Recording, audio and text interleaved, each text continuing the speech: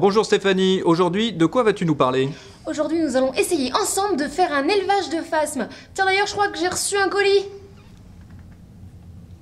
Alors, qu'est-ce qu'il y a à l'intérieur? Oh là là, je ne vois rien du tout. Tiens, Ludo, toi qui es le spécialiste des petites bêtes, est-ce que tu peux venir m'aider?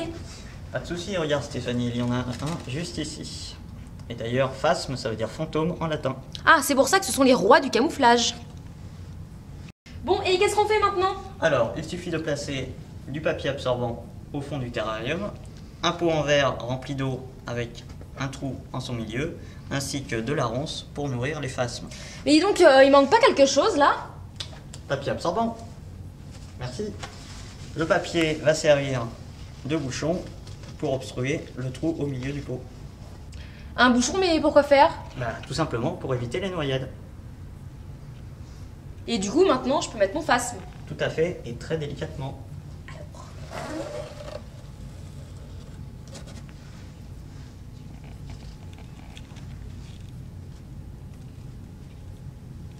Mais c'est quoi exactement cette espèce?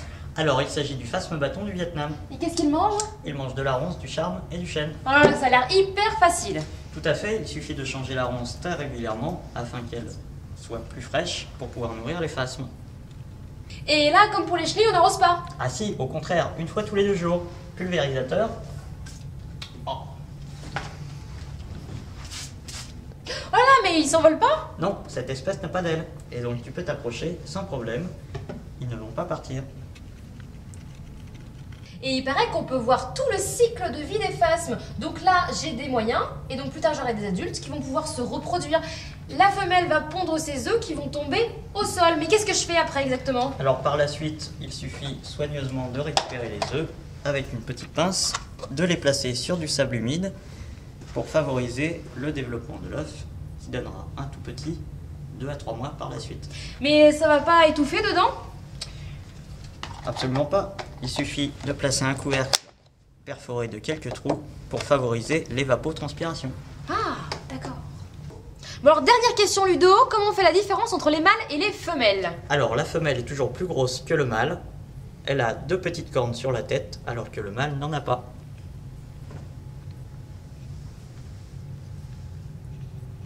Et du coup, si je veux plus de mes phasmes, qu'est-ce que je fais?